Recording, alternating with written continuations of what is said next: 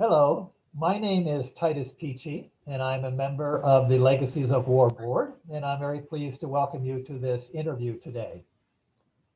Legacies of War is the leading US-based educational and advocacy organization working to address the impact of the conflict in Laos during the Vietnam War era, including the removal of unexploded ordnance. We raise awareness about the history of the Vietnam War era bombing of Laos and provide space for healing the wounds of war and create greater hope for a future of peace. I am a board member of Legacies of War and have worked with Legacies of War since its beginning in 2004. And before that time, spent a number of years in Laos working on behalf of Mennonite Central Committee from 1980 to 1985, as well as in 1994, so became well acquainted with the problems of post-war Laos, including the problems of unexploded ordnance. So it's my pleasure to welcome you to this very informative conversation. Our conversation will be focused on the book, The United States, Southeast Asia, and Historical Memory. This book provides good context for the country of Laos in the aftermath of World War II. Each chapter is written by scholars and experts of a specific country in Southeast Asia, and also gives a well-rounded picture of that region after World War II. Today, we'll be focusing on chapter 3, Legacies of War, Cluster Bombs in Laos. And the contributors to that chapter are Channapha Khamvongsa and Elaine Russel, and they are our guests today, whom I will introduce now. Channapha Khamvongsa is the founder and long-term executive director of Legacies of War, retiring in 2018.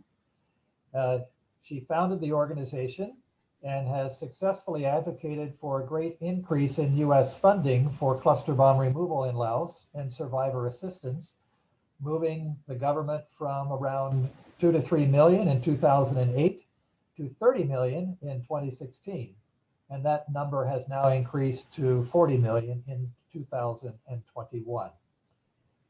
She has written and spoken widely about the war in Laos, including appearances on Democracy Now!, CNN, ABC, PBS, CBS, as well as articles in the New York Times.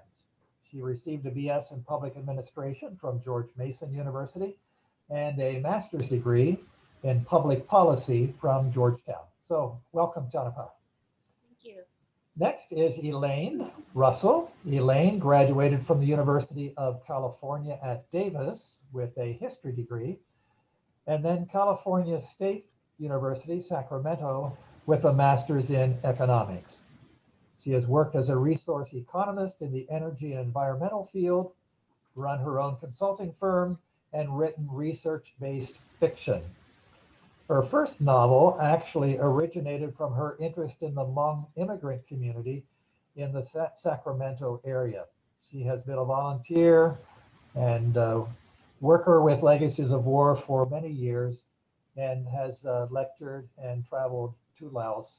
She has traveled to Laos on numerous occasions and has great interest in the post-war period in Laos. And I believe that time period has entered into some of her writing and her novels regarding Laos. So welcome, Elaine. Thank you. All right, well, let's begin with a little bit of focus, first of all, on your own personal connections to Laos and experiences that you've had. Elaine, I think you were alive and well during the war, if I recall, so that you might have some memories of that time period. So just tell us a little bit about where you were, what you were doing during the war in Laos, and what your memory was about that. Okay, well, I was at UC Davis at that time during the late 60s at the height of the war. And like most younger people and many people across the country, I was opposed to the war and participated in sit-ins and protests of different types. And I remember at that period when it was revealed in 1970 that the US had been secretly bombing Cambodia. and I participated in a protest over that. But it's odd because I don't recall, I don't recall any information about Laos being involved in that same period in the bombing. I didn't know about that, or at least I don't remember it now. So it wasn't until I traveled to Laos in 2006 to do research for my novel that I learned about what had happened. And I went to the Plain of Jars in Xianquan province. And while I was there out touring the jars, the ancient jars, we heard bombs being detonated. And my guide explained to me what they were and what was going on. And I was so overwhelmed really by that and hearing the bombs going off. And so I came home and found Legacies of War and wanted to get involved in doing something about it. So you had some connections with the Hmong immigrant community around Sacramento, which is what sparked your interest in doing some writing. Is that what happened? Yes, my son was in grammar school at the time, and he had quite a few, there were a number of students, Hmong students at his school. And I just started hearing more stories about where they had come from, and they ran some articles in the Sacramento Bee about the Hmong community and their history. And then I read the book, The Spirit Catches You and You Fall Down. And I got very interested in all of it and wanted to do more research on it.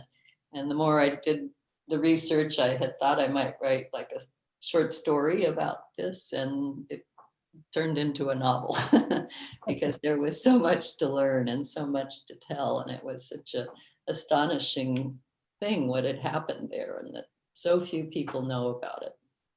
Okay, great.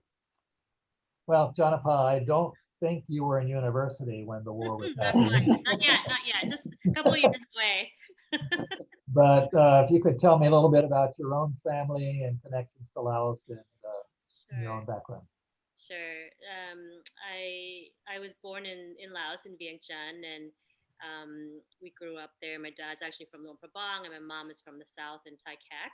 And we we were in Vientiane when the war happened, but I guess Vientiane at that time was considered kind of like the green zone, the equivalent of a green zone, in which there was not a lot of actual military activity in the city. And so we were quite shielded from all that was happening in other parts of the country.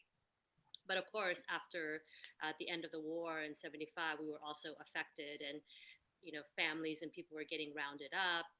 My parents weren't involved with the military, but they were part of the establishment in Vientiane, and so we were at risk of also being rounded up.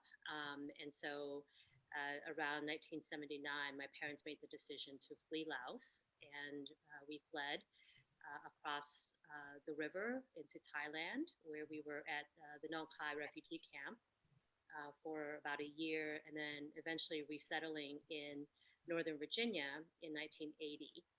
And so when they left, we were still quite young. My parents really left behind their lives and also the history, of the war. They didn't want to talk about it. And so growing up, I really didn't know much about sort of the reasons we left, why we came, to the U.S. And it wasn't until much later that I learned about the secret war. And through the years, little by little, I would piece together the information and the history of the secret war and the U.S. involvement, and then hearing about the bombings. So that didn't happen until much later in my life. Okay, and we'll get to that part of the story in just a little bit. Let's go now to a little bit about the background of the war, although we won't want to spend a lot of time on that. But in the aftermath of World War II, there were some Geneva conferences. Elaine, do you want to tell us a little bit about what the Geneva conferences were about and how they impacted Laos? Okay, so after World War II, the world had sort of divided into the superpowers at odds, the communist Chinese and the USSR, the Russia, Soviet Union, were trying to convert and get a whole foothold in other countries around the world.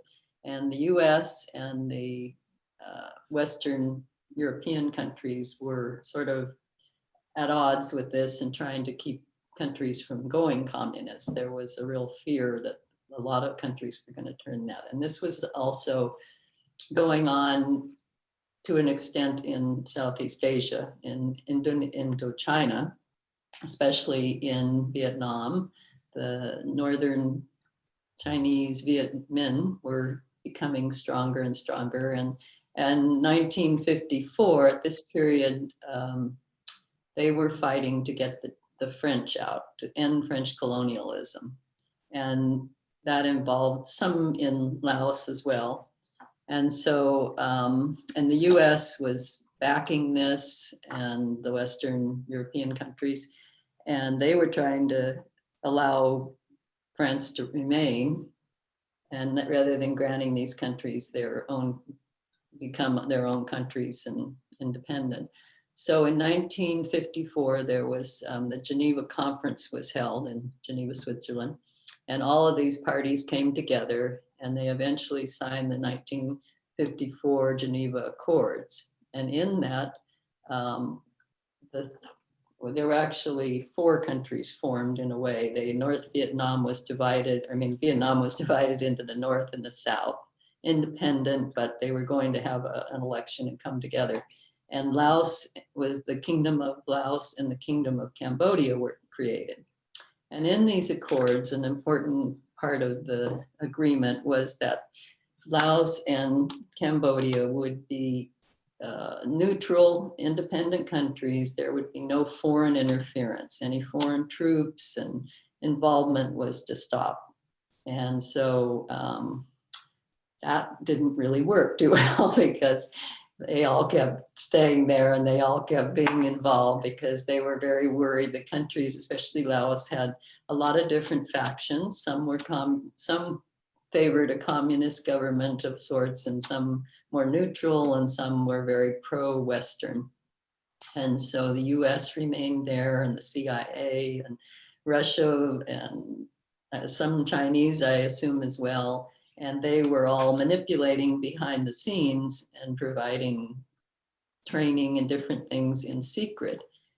So this went on and kept escalating. And as things in Vietnam got worse and they started fighting between the North and the South, there was a second set of a second conference in Geneva in 1962. And so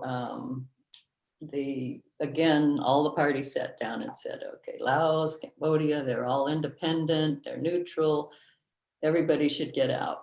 And once again, they all completely ignored it. And the US and the CIA became even more involved and were training troops. They were calling American fighters and planes. They converted them from being US military to private industry planes, and the pilots were decommissioned from working for the Air Force or whatever, and it was all being directed mostly by the CIA. So the war actually kept escalating there, and the US involvement kept escalating. So the Geneva Accords and the Geneva Agreements didn't really do too much to stop it. And yet, I guess it prompted the US and other governments to maintain this pretense of neutrality by sleight of hand, even as we're very much involved in the escalation. And I think it's for most US citizens growing up during that time, we just knew about the Vietnam War. But it's actually interesting to know that at President Kennedy's first news conference, his primary focus was on Laos. Laos was the big concern in the handover from Eisenhower to Kennedy. And then, of course, as the war developed, Vietnam became the focus, and the US put hundreds of thousands of ground troops there. But meanwhile, there was an air war that developed in Laos. And Elaine, could you just tell us a little bit about the basic outlines of the air war, bombing missions, tonnage, what all happened during the air war in Laos. Okay, so the one of the main things the U.S. did was in 1964, they began two air wars, really. And this was all secret. No one knew about it, not even the US Congress. And this went on for 9 years. They were bombing primarily along the Ho Chi Minh Trail, which was a trail that ran from northern Vietnam to southern Vietnam to supply troops and supplies to the communist rebels in South Vietnam. And that ran through parts of eastern Laos.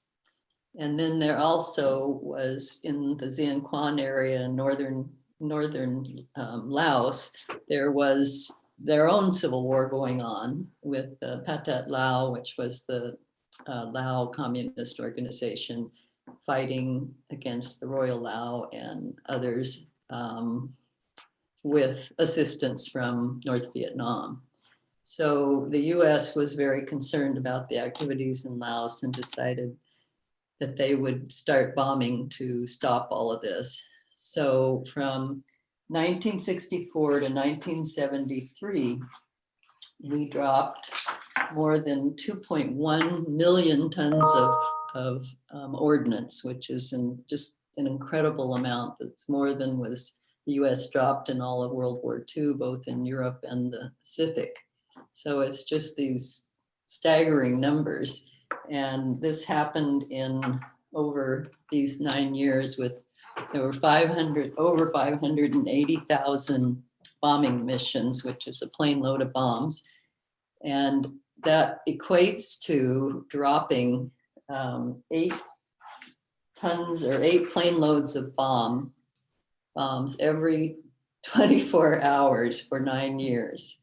And it's just 9 years, sorry, which is just amazing in this small country. And it was over mostly about a third of the eastern parts of the country. So it was so devastating, and people couldn't live there any longer. They had to flee or live in caves and forage. They destroyed everything that was there. And so during that time, during the war, there were lots and lots of people killed by the bombing, and their livelihood was destroyed, and they had to flee. So, yeah, just a very short tweak on the statistics there. It's one bombing mission every 8 minutes, round the clock for 9 years. Right. Sorry, I didn't get that. What it all equates to. It's hard to keep all these numbers. I know it's and overwhelming. It kind of, it's just hard to even imagine what it must have been like. So one other thing, among all the ordnance that was dropped, for the first time, the U.S. used cluster bombs, which they had used a little in World War II, but this was the first time they used these on a really massive basis. And the cluster bombs are little bombs that are about the size of an orange, most of them.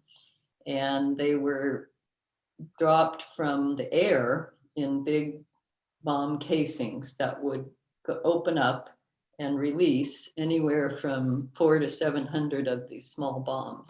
And then they drop and fall on quite a widespread area. So they dropped over 260 million of these cluster bombs. And about a third of them, it's thought, did not detonate. Because they were sort of new. I don't know if the military knew how high a failure rate they had, but they did have there's probably about 80 million of these cluster bombs that did not go off. And very few of them are actually been removed. They're still mostly there. So it's pretty amazing. Yeah, well, cluster bomb is actually in the title of this chapter that you wrote, Legacies of War, Laos, and Cluster Bombs. Channapha, what's the difference between a cluster bomb and a landmine? I think many people are familiar with landmines. So how are they different? How are they similar? Yeah, so I think Elaine started to explain the cluster bomb is, right? The cluster bomb itself is the large casing that gets dropped, right, from the airplane that opens up, releases tiny little bomblets. And they're meant to explode upon impact, right? So that's the design and purpose of them. But as Elaine said, they had a very high defective rate. So many that were dropped in Laos and all over Southeast Asia never exploded, right? So they're meant to be dropped and then exploded upon impact. Landmines are actually placed on the ground, right? So they actually place them, and the way that they detonate is if pressure is put on the landmines. And so if a truck runs over them or if, a foot steps on them, then they will explode with that pressure. And so those are sort of two of the differences. And the landmines are meant to detonate at a later time, right? To prevent certain land from being utilized or to block off certain troops. And of course, both are indiscriminate, right? In that it can't tell a soldier from a difference from a soldier from a child. And so therefore they're quite, dangerous, especially if they're dropped or laid or placed in civilian areas or villages, which is often the case in Laos. Maybe go ahead and talk a little bit about in post-war Laos, what is it that typically sets off these cluster bombs when people are going about their daily lives? Yeah, it could be. I mean, it could be many things. The most common is farming, right? When you're tilling the land, when you're working the land, cultivating the land, oftentimes pressure from a shovel or anything hard could set off and detonate the cluster bombs, right? Even though, or the bomblet, even though they're underneath the ground, if you're unearthing the land, that is an opportunity for it to detonate. Another reason that often it explodes is even lighting fire, right? Oftentimes, especially during the colder months, or even for cooking. People will light a fire on the ground, and the heat from the fire could detonate a bomb that is just sitting right below the surface. And then a tragic and more, I think now, common way that these bombs explode is when children actually pick them up, mistaking them for toys or curious about what these bomblets are, and they try to play with it, move it, toss it around, and that also the pressure will lead to a detonation. So I realize there may not be any way to know the answer to this next question I'm going to ask you. But obviously this created a very dangerous post-war environment for people who were returning to their homes, their villages, their lands after the war and needing to survive. Do you think that war planners or war strategists intended this consequence, or did they just not think about it? Why did this happen? Yeah, I think the weapon, as Elaine alluded to, was considered fairly new. So the long-term impact of cluster bombs, I think, were not as well known. But it was a secret war, and there was incredible, I think, recklessness and lawlessness in how the war was conducted in Laos, and it was not authorized by Congress, and so actions and strategies that were developed were done in a vacuum without much accountability. And so I think there were actions that were taken that were much more severe than if this had been a legit, a legal quote unquote war. But I think even for those who conducted the war during that time, I don't think many would have imagined that several decades later, the actions that were taken years before would have such severe consequences. That they were still maiming and killing children and villagers, I think is not something that they would have ever intended. And so, a lot of the people that we've met through the years, be there veterans, who fought during the war, who actually laid the bomb, who actually dropped the bombs, never in their mind had they imagined that what they did years ago would have such severe consequences today. All right. Elaine, talk a little bit about the other impacts of the war. We've talked a little bit about the impact in terms of just the land being covered with bombs and making the environments that people live in dangerous. What were some of the economic consequences or the health-related consequences for survivors needing to find ways to recover and get rehabilitation?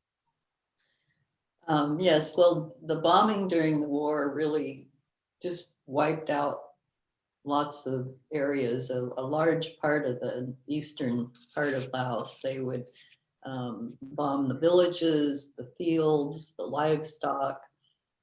And so people were left with nothing, no livelihood, and this very contaminated ground. So it was very hard for people coming back to try to reestablish a life there. And just to mention that from 1964, the start of the bombing till 2008, there were 50,000 people who died or were injured from this unexploded ordnance, not from the bombs that did go off, but just from the unexploded ordnance. And of that, 20,000 were after the war ended and the bombing had stopped. There were 20,000 people who, and it has gone down substantially over time. In the beginning, of course, the rate of people who were injured was very high. And then over the years, as there's been some clearance and there's been more education and people know to watch out for this and to call and try to get someone to come and clear bombs. So it has gone down. And in 2019, there were just 19 casualties that year. So it is substantially better, of course. But in addition, it's made it very hard to build new things because you have, just trying to put in basic water supply, schools, health facilities, anything that the government might want to provide for the people. It has to, first of all, include clearance, finding where to locate and to clear the land and so forth. And the same for commercial development. And even there's been so much building of dams in Laos, and they have to clear those and all the area around it. So it makes anything you're going to do there more expensive, a lot more expensive, because the clearance is a kind of slow and tedious process that's very expensive to do. So in terms of the healthcare, Laos has a very limited healthcare system. They have some good hospitals in the large cities, Vientiane and Luang Prabang, but so much of the land that is contaminated and where the injuries are occurring is out in very rural areas and along the eastern border with Vietnam, and a lot of them in the mountains. And so they're very remote areas, and the healthcare clinics out there are very limited. So when people are injured, they have to travel a long distance to get to medical care, and then they may not be very well equipped to actually treat them. And so I think they're trying to improve that now and to have better training for people for treating these injuries. And then they probably have to be transported to Vientiane to have further care. So I think particularly in earlier years, a lot of people died who might not have if there had been adequate health care available close by. And so that's very sad in and of itself. And then there's very little care for mental health problems that result from the trauma of being in these accidents. And I don't know, a few years back, there was only one psychiatrist counselor in the country. So it's, no one's getting that kind of treatment, really, I don't think, or very few people are getting that kind of treatment. Okay, thank you. And does any of this work its way into your writing these days, Elaine, when you write your stories about Laos, the Well, post-war issues? yeah, the one novel that I wrote, and that was the reason I went to Laos in the first place. It's in there, the story of this Hmong family who, some of it was in the war there and then fleeing the country, and it brings up some of these issues with the bombing and the UXO. So Good. So, Channapha, as you well know, in the immediate aftermath of the war, Lao villages were essentially left to themselves to deal with this problem. There was no expertise provided. There were no humanitarian demining teams in the world anywhere that could be called upon to help. Um, and it wasn't until 1994 when Mennonite Central Committee and the Mines Advisory Group worked together with the Lao government to begin an actual clearance program. So there was a 20-year period between the end of the war and the beginning of demining Laos, where Lao villages were left to themselves. Do you have any thoughts about why it took so long for that to develop, for there to be international attention and expertise brought to provide assistance? Yeah, I think I think really the private sector and private citizens led the effort. As you said, NGOs, the Mennonites and the Quakers really mobilized citizens in the U.S. in particular, and Americans, to try to help with the clearance, but not at the scale that was needed, obviously. And back then, I think it took a long time also for the Lao government to accept help. As you can imagine, after war, everyone's coming out of a fog, and the relationship between the U.S. in particular and Laos were still quite frigid. And it took a while for those relations to thaw and for collaboration and cooperation between the two to really take hold.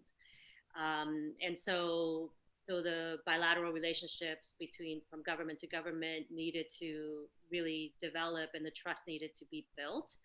At the same time, I think because of the lack of investment in the sector, I think there was little known about the extent of the the bombing and the contamination.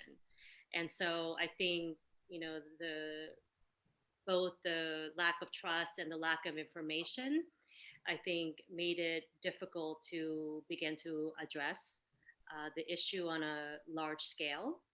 And it took quite a long time for um, small grants and efforts by the U.S.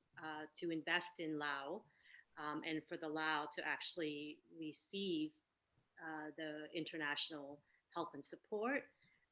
There had to be confidence that it was going to be mutually beneficial.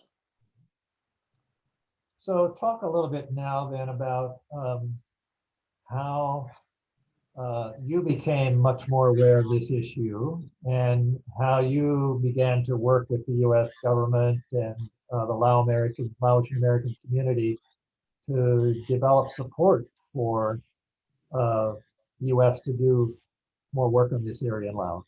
Right. So I think similar to um, a lot of Americans, I was not familiar with the history of the bombing and then its aftermath. And by the time I started to learn about this, probably in the early '90s, there were some efforts, as you said, started to occur in Laos with regards to demining, but nothing of large scale. And um, and I met a lot of individuals who were involved in the effort to try to one, stop the bombings, from in the 60s and 70s, and then to help with bomb removal.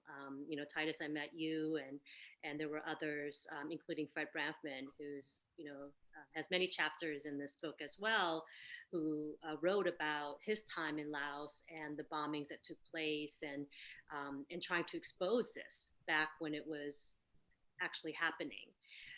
And so learning about that history, I think, and finding out that there were some small efforts made it, I think, quite urgent to better understand the problem and to figure out how we can better support the people in Laos who were trying to rebuild their lives after the war.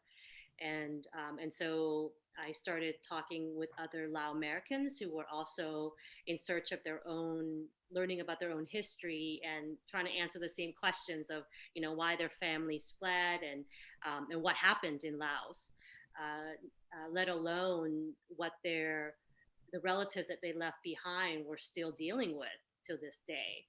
And so through our efforts and coordination, we were able to raise awareness and then work with policymakers and elected officials here in the US to figure out how we can get more support to Laos. And talk a little bit now about how that happens. We mentioned earlier, and your chapter mentions that U.S. support for bomb clearance and survivor assistance in Laos went up to $30 million a year with Obama's visit. Now it's a bit higher. Where does that money go? Who are some of the players? Who are some of the actors? So what is happening on the ground today with regards to clearance work? Sure. Yeah, and I should mention that, in 2004, was that right? 2004 was our first visit. Elaine, was that the first? No, 2008. Okay, 8. 2008 was the visit. Was the first visit that a group of, we were part of the steering committee for Legacies of War. We actually visited Laos, and it was to learn about what was happening on the ground. So there was still, at that time, the internet wasn't that great. There was little information about like the sector, who was doing what. We didn't know very much. And so we thought the best way to learn was to be there on the ground and to meet with the people that were actually doing the work. And so we met with government officials, we met with NGOs. And what we learned was that there's actually quite a vibrant sector, right? So there were already, 3 or 4 operators, demining groups that were clearing the bombs. There were some groups that were assisting survivors, but what they needed more was just more resources. And so Legacies realized that the best that we could do to contribute to the sector was to actually raise awareness here in the US and to get people to learn more about the issue and then to get more investment in the sector. And that sort of became our role, was to raise awareness and to advocate in the US. And so we started doing that in communities around the country that had high populations of Laotian Americans. Places like Minnesota, in California, in the South, places like even Georgia, there's pockets of Laotian American communities. And we got them to engage and to talk and call in to their elected officials to ask them to support efforts to increase funding for removal of the bombs and also to support survivors. And as a result of that, funding began to increase. And so now there's a better resource sector that includes operators. There's probably about 5 NGOs that work to clear the bombs, in addition to groups that support victims in terms of their, providing prosthetics, to long-term livelihood, training and support. And that's happening now, not just in places like Vientiane and Sian Quang, but it's also happening in places like Savannakhet in the South, which was heavily ignored, I think, for a long time after the war. And this effort is coordinated nationally. So the government is quite involved and invested in the process, which is critical, to this success. and there's a national effort that is aligned with the economic development goals of Laos. And so this is, one of the critical issues that needs to be addressed in order for Laos to come out of, the lowest development status, country status. Just one more follow-up question here. Could you say just a little bit about how the clearance process works? What's the technology involved? How does a team go about doing that? Sure. So there's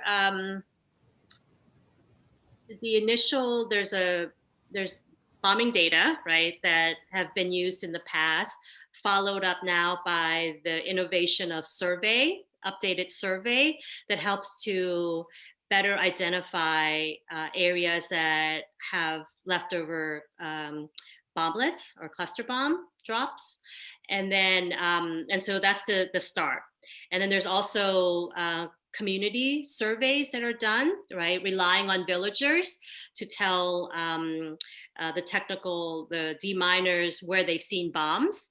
And so all that information then is condensed into a database, and that begins sort of the map of where areas are prioritized to be, removed, right? Farmland, for buildings, schools, other infrastructure, roads that are needed, and then the bomb team. There's usually each bomb team has about 8 to 10 team members that go out onto a site, and they could be in a site for, a week, or they could be on a site for 3 months, depending on the scale of the work that needs to be done. And then they start with the map, and then they use a metal detector, and it's not your ordinary metal detector, it's quite advanced, that goes quite deep, and depending on the machine that you're using, they could detect whether there's metal in the ground. And then from that, it's actually quite a tedious process. A deminer will begin to slowly excavate the earth until they either find a bomb, or they could also find just shrapnel, right? At which point they would remove. And then if they find a bomb, they will, depending on how many they find in an area, they'll detonate it that day. And what that means is that the entire village would have to be cleared, right, for that to happen. So it's quite a disruptive and incredibly lengthy, arduous process to clear land. And, part of the reason why it's taken quite a long time to clear these bombs. I might just mention that there are really two kinds of teams. Some go out and clear a whole fields for a village and making the whole area safe. And then there's also these roving teams that villagers and other people who find a bomb, maybe they're walking through the forest or whatever, or in there near their village, and they can call these roving teams, and they will come out specifically for those bombs that have been found. And then also, it's especially earlier on, besides all the cluster bombs, there were also big bombs that hadn't gone off, and there were mortars and rockets and landmines, and not too many landmines, but some landmines, in addition to these 80 million cluster bombs. So there was a lot of UXO that had to be cleared or detonated in place or disarmed and taken away. Yeah, that's a good point, Elaine. In '94, when the project was just getting started, the first place to do the clearance was at the site that would be a school. There's a large area that they were working on over a period of a couple months to clear so that a school could be constructed. And the bomb removal team began to notice that when they came out to work in the morning, they would find new cluster bombs on top of the ground that weren't there the day before. They thought, well, this is really odd. The war has been over for years. What's going on? And so they discovered in talking to the villagers across the road that the villagers noticed that they were blowing up bombs. So they thought, well, we've got bombs in our village. We'll just carry them across the road at night so that they can be blown up the next day, which of course is a very dangerous thing to do. Yeah, And yet from the villagers' perspective, it made a lot of sense. You know, we've got something that's endangering our children right on top of the ground here. Let's get that taken care of. So Mines Advisory Group quickly formed a roving team in order to take care of that kind of problem. These days, according to the Cluster Munition Monitor, there are roughly 100,000 to 150,000 pieces of ordnance cleared every year. So it is a tedious process. Slowly they're making progress. I just saw the other day by a post from a deminer working for MAG that 3 MAG teams working in one general area had blown up 124 bomblets in one day. So that must have been a particularly highly concentrated area that they were working in. So huge, huge problem that will still need a lot of time and effort and resources. yeah. I think I read that there's been approximately 1.6 million pieces of UXO that have been cleared or destroyed to date. So when you consider there are 80 million of just the cluster bombs, it's a very small portion, and it's very slow getting there. Let's step back again a bit. We have a little time left. Elaine, talk a little bit about the cluster bomb problem more generally in the world. Laos is not the only country in the world that was bombed. Right. And I know there have been some efforts to work at that issue from the standpoint of maybe banning cluster munitions. What's happened in that regard? Have they been used in other countries? And what's been the effort worldwide in terms of dealing with the production and continued use of these? Yes, well, cluster bombs have been used since Laos. They've been used in many places in Kosovo and the Bosnian Kosovo War, in Iraq. I think the U.S. used some in Afghanistan. Israel has used some in Lebanon. And I think a few of the African countries maybe have had some cluster bombs. But in terms of the scale, it's quite small compared to how many were used in Laos. But it is a problem that everyone recognizes as terrible because it's so indiscriminate, as Channapha said, and so many children, innocent children, just find these things and are injured or killed. So there is now a group was formed back in, I think, around 2008 or 2009, the Convention on Cluster Munitions. And it is to get countries to agree not to use those weapons. And the first Legacies group got to go to the first meeting of the state parties, was held in Laos because of their having the biggest problem of anywhere. And they're now, I think there's 110 state parties to the agreement. And Laos was one of the very first, of course, to sign up and lead the way. Unfortunately, the big powers, Russia, US, China, Brazil, India, a lot of countries that have a lot of influence have not joined. And the US military still claims they're a necessary weapon to have in their arsenal. And so it's good effort, and I'm glad there's a lot of countries that have signed up, but it has a long way to go to get everybody else. Even though not everybody who has a lot of influence or power has signed, I think one thing that the treaty to ban cluster munitions did was stigmatize the weapon in the public consciousness. So it makes it much more problematic for a country to actually use them. And the other thing that's happened is, thankfully, if they are used somewhere, there's not a 20-year wait for Right, somebody to get around to responding to do cleanup, right. because there's so much more awareness of this, and there are humanitarian demining teams with the expertise and the mechanisms to do it. The response is usually much faster than it was in the case of Laos. Yeah. So, Well, at the time that the convention was being formed and joined by many countries, the U.S. did pass some legislation to say that they would only use weapons that had a 1% or less failure rate. But I just read that that's now been withdrawn, and the military claims they can't follow that because it's too necessary and they can't comply with that. So that's unfortunate, to say the least.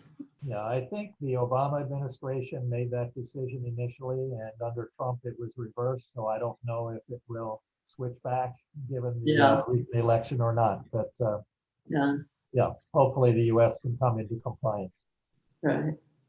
Okay, at the end of your chapter, uh, Channapha, you mentioned 6 principles for reconciliation between the U.S. and Laos. And I'm not asking you to detail all of those in detail, but maybe just mention them and talk a little bit about, in particular, the first one I believe that you mentioned, the principle of accepting responsibility. Maybe reference whether or not you feel that has been met and how and so forth. Sure. So, besides the accepting responsibility, the other principles that you mentioned includes a joint commitment, right? To both sides, the U.S. and Laos have to be committed to this issue. That there has to be some sort of comprehensive plan to address the issue, and that there be collaboration and partnerships, right? Not just amongst government entities, but also private sectors and civilians. And then there needs to be, Channapha, you've gone a little quiet. I don't know if you can speak up a little bit, please. yeah. Yes, I was saying that besides accepting responsibility, there's joint commitment, having a comprehensive plan is necessary. Collaboration and partnerships, just not with government, but amongst NGOs, private sector, as well as private citizens. And then there needs to be a certain level of transparency, right, in order for this to work. And so maybe I'll touch a little bit on the responsibility, accepting responsibility. Even though in the 90s and 2000s there were beginnings of U.S. accepting responsibility for the bombings that took place through congressional efforts, right, to increase funding. No one in the White House and from the highest level of government has ever admitted, right, to being responsible, for the U.S. to be being responsible and to fully embrace the issue, to have long-term support, right, for this effort. Every year we had to go back to Congress, and if it weren't for a handful of incredibly dedicated Congress people, we wouldn't have been able to begin this to address this issue. And so in 2016, 16. How soon they forget. that seems like a lifetime ago, but in 2016, when President Obama decided to make the decision to visit Laos and making this really the number one sort of issue bilaterally that he would address with the Lao government. He made 2 significant speeches about this, right? The first was at the National Cultural Hall, in which he gave his opening remarks, and in which he made the commitment to increase U.S. funding, right? Basically doubling it to $30 million per year, or a $90 million commitment. And it was a multi-year commitment, which was something we hadn't seen before. So it was quite significant. But the more, I think, profound and moving speech he gave was the second one, and it was at the Cope Visitor Center.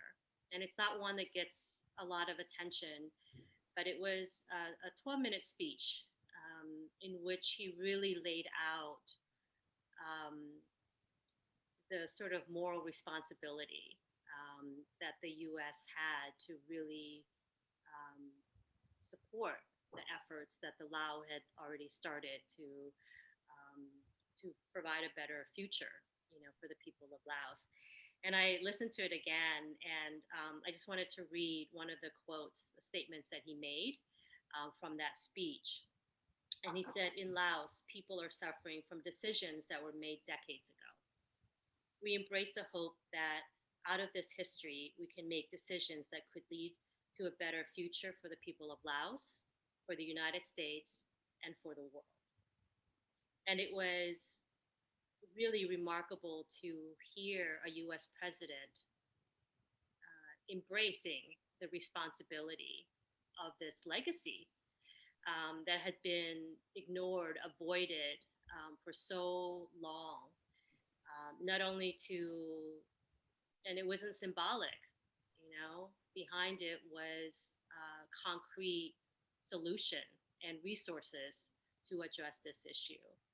And so it was a really profound statement, and also um, a great sense of responsibility that he had taken on, not only for his administration, but for future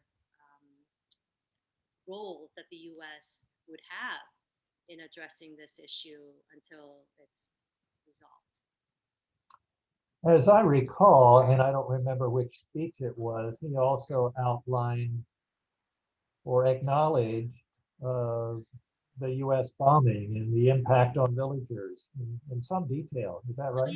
Yeah. It was, I mean, it was remarkable because everything that we had been talking, the numbers that you just went through, Elaine, which are the exact, facts and figures that we've been providing for a decade before, and then to hear that spoken from the words of a US president was just, I mean, mind blowing. If that was an emoji with like the head thing, I mean, that's what it would have been, and so it was quite remarkable, that that it was through private efforts, right, private citizens, through NGOs, that we were ahead, right, in terms of the advocacy around this, and then for and our hope was for the government to embrace what we had been fighting for and advocating for so long, and to say, yes, it's time for us to do more.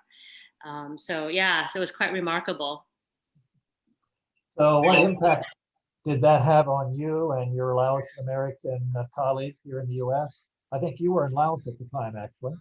Yeah, I was in Laos, and I mean, it was as if like the light, had overtaken the shadow, it was as if like darkness, the secret, had been completely exposed, not only for Americans, but the rest of the world. And, and that's the power, right, of the president, is to be able to shine the biggest spotlight possible.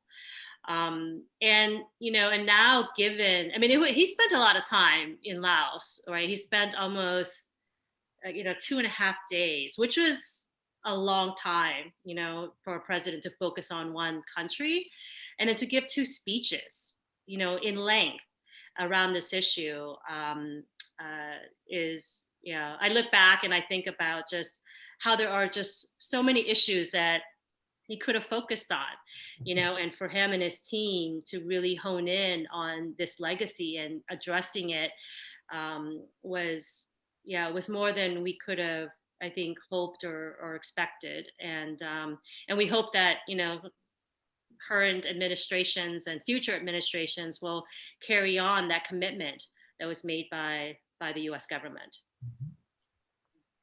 Elaine, where were you during that time, and what are your memories of how that impacted you? Well, I wasn't there. Unfortunately, I didn't get to to see Obama there and hear his speeches, but it was just incredibly gratifying. I just think of all the hard work that Legacies has done and all the collaboration with other NGOs who work there, and all the lobbying and information we've provided to Congress. Um, and it just was so wonderful to have it bear fruit and to have, I mean, Obama is a kind of a special person and a more humanist president than I think we've had in the past. And so it was really wonderful that he took up the banner a bit and was actually able to acknowledge the U.S. role in there, because the U.S. has done lots of really unsavory things around the world and we never acknowledge it. And I thought it was pretty remarkable and wonderful. And to commit the money to help, more money to help try to resolve the problem. Well, thank you very much, both of you, for taking time to sit down and have this conversation. Is there anything else you would like to say that you didn't get a chance to say, either from the chapter or just in terms of your personal reflections on the experience of Laos, the aftermath of the war, and the efforts to bring healing and some sense of peace and safety because of the war? Well, I was listening to Amanda Gorman's poem yesterday as she was reciting the poem for the inauguration, and there was one line that really stuck out for me, and it reminds me of the work that we've done and so much of the work America needs to do.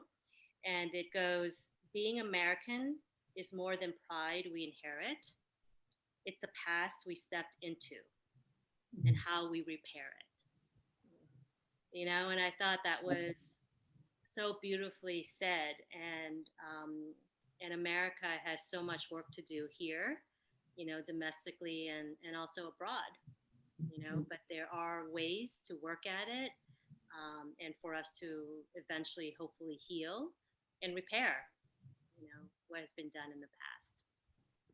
Okay. Anything else from you, Elaine? No, I don't think so. I have anything else to add. All right. Well, thanks The again. work continues. Yeah, the book again, I think if I hold this up, you'll see it backwards. My apologies. But the book again is The United States, Southeast Asia, and Historical Memory. And it's got lots of good stuff in it, including this chapter 3 on Laos, as well as some writing from Fred Branchman, who was mentioned earlier, who did some of the early work back in the late 60s, beginning to understand the extent of the U.S. bombing by interviewing people who had fled the bombed areas and lived in refugee camps near Vientiane. So once again, Channapha, Khamvongsa, and Elaine Russel, thank you very much for your time. And we will see you again soon. Bye. Bye. Selfie. Thank you.